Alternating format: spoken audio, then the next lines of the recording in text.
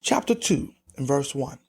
I exhort therefore that first of all, supplications, prayers, intercessions, and giving of thanks be made for all men, for kings and for all that are in authority, that we may lead a quiet and peaceable life in all godliness and honesty. For this is good and acceptable in the sight of God our Savior, who will have all men to be saved and to come unto the knowledge of the truth. For there is one God and one mediator between God and men, the man Christ Jesus, who gave himself a ransom for all, to be testified in due time. Whereunto I am ordained a preacher and an apostle. I speak the truth in Christ and lie not, a teacher of the Gentiles in faith and verity. Now, Paul instructs the Ephesian believers to pray for all men, kings, and all who are in authority.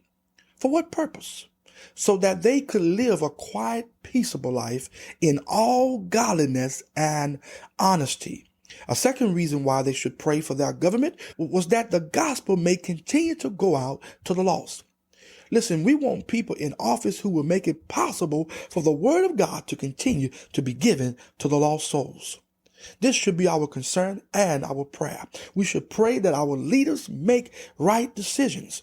All of this is good and acceptable in the eyes of God our Savior. He goes on to say that there is only one God, and there is only one mediator between God the Father and mankind, and that is none other than Jesus Christ. Jesus gave himself a ransom for all. In other words, he paid a price for our redemption. Jesus Christ was the ransom. Then Paul says that Jesus was to be testified in due time. Listen, from the day of Pentecost until now, Jesus Christ is being declared as the ransom, our Redeemer, as the Savior of the world. He goes on to say that he was ordained a preacher, an apostle, and a teacher. He not only gave the Gentiles the gospel, but he taught them also. And he did it in faith and in truth. Look at verse number 8. I will therefore that men pray everywhere, lifting up holy hands without wrath and doubting. In like manner also that women adorn themselves in modest apparel, with shamefacedness and sobriety, not with broided hair, nor of gold or pearls or costly array, but which becometh women professing godliness with good works. Let the woman learn in silence with all subjection.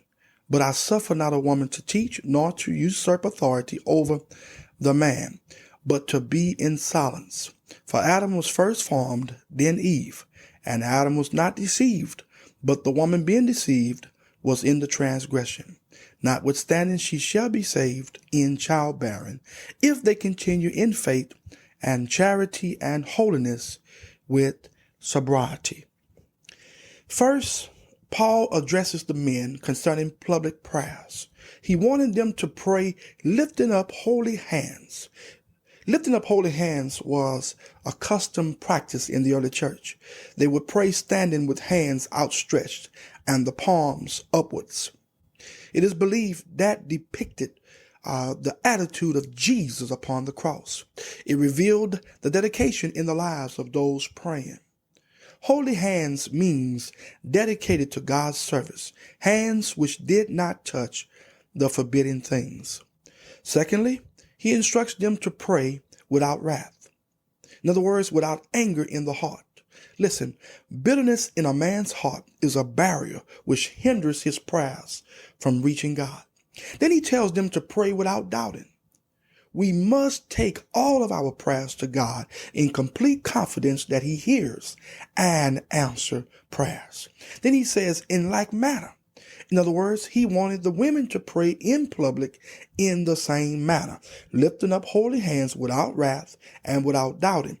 And they were to do this with the proper attire on. The loose, ungodly women of Ephesus dressed elaborately with the braiding of the hair. Paul didn't want the Christian women at Ephesus to be identified as loose women. He wanted them to dress differently according to their profession of holiness.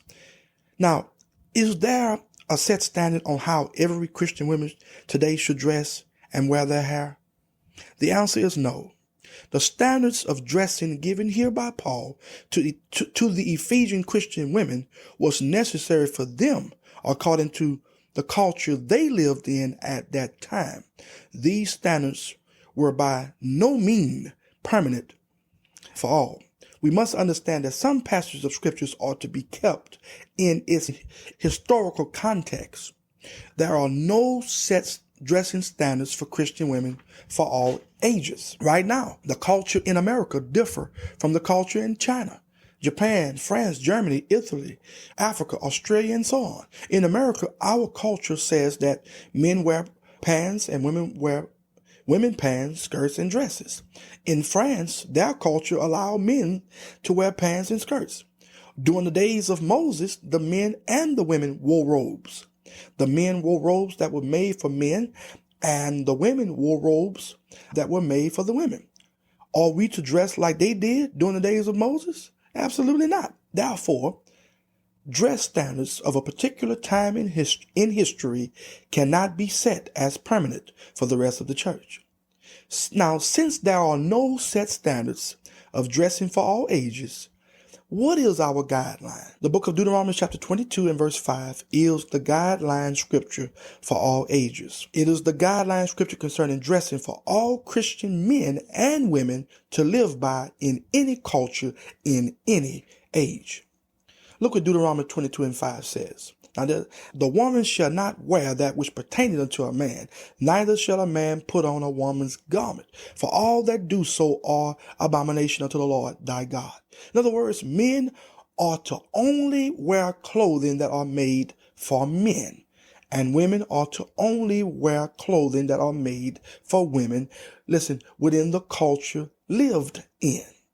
And among the clothing made for us to wear, we must select the ones that best fit our profession of holiness. Now, who determines what is appropriate or not appropriate for us to wear? The Holy Spirit is the only one who determines that.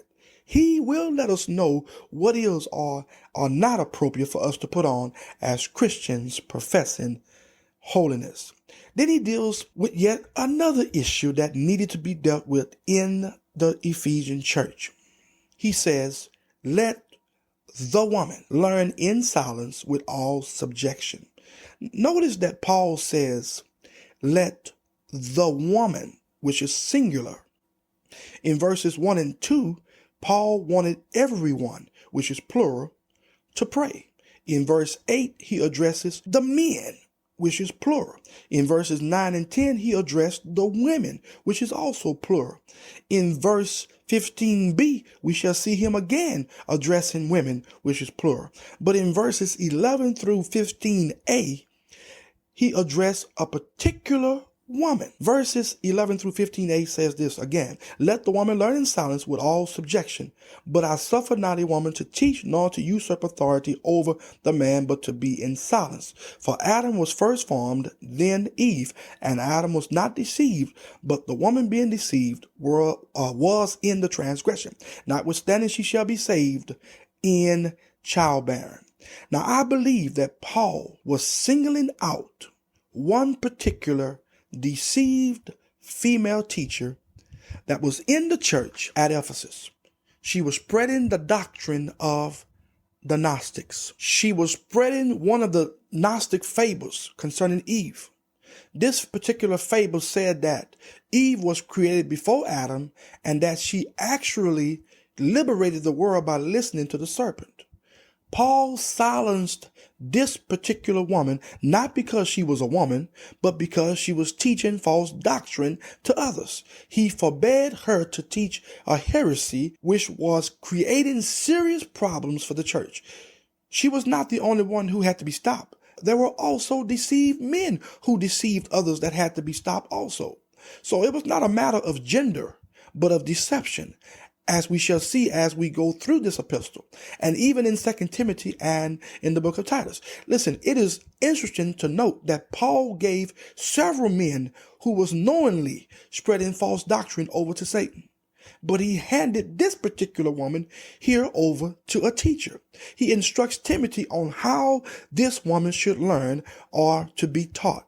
She was to be taught in quietness and full submission. Now, this qualification on how she should learn was not a rebuke. He was not saying that she should just sit down and shut up. The noun used in verses 11 and 12 is related to the word used in verse 2 of this same chapter, where Paul said that the goal of all believers was to live peaceful and quiet lives.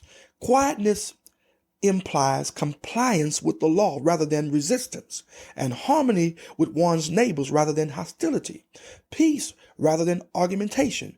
Paul wasn't requiring anything different of this woman than what he required of every church member in Ephesus throughout this passage.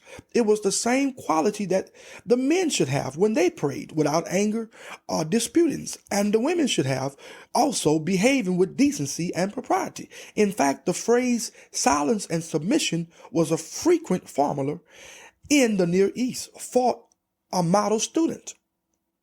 Before, throughout, and after Paul's time, the rabbis were agreed that silence was an admirable attribute for the pious scholar. Every pupil must have a teachable attitude.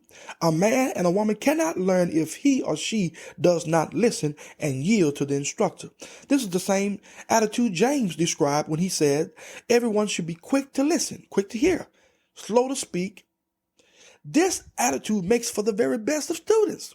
We got to be quick to hear and slow to speak. Paul's desire for this particular woman, whom he commanded to learn in quietness and submission in verse 11, was that she would become nothing less than that, the very best student. She was to be learning in the same manner as did rabbinic students, for silence was considered a positive attribute for rabbinic students.